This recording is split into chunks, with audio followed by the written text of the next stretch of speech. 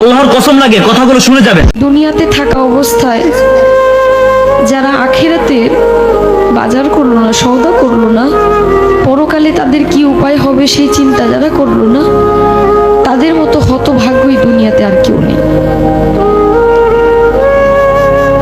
আজরাইল কিন্তু ঘুষ নেয় না। আমি অনেক টাকা গান করতে করতে অনেক টাকার মালিক, বাড়ি গাড়ি সবই আছে, যদি বলি যে আপাতত আমার গাড়িটা নিয়ে যান, আমাকে কয়েকটা দিন সময় দেন, মানবে? কারো কথা মানবে? মানবে না। মৃত্যুর কথা যে মানুষ দিনে 5 বার স্মরণ করে, সে কোনো ভুল কাজ করতে পারে না। একবার স্মরণ করে দেখেন, আপনি মরে গেলে আপনার সঙ্গে কে যাবে? আপনি মরে যাওয়ার সঙ্গে সঙ্গে সকল কিছু ভাগাভাগি হয়ে যাবে।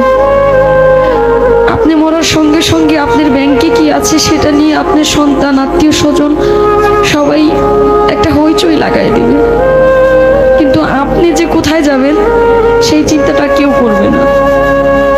মৃত্যুর কথা যখন স্মরণ হয়, নিজের কাছে খুব অপরাধী মনে হয় যে আজরাইলের সামনে কি জবাব দেব, কি বলবো সেদিন, কি বলার আছে আমার।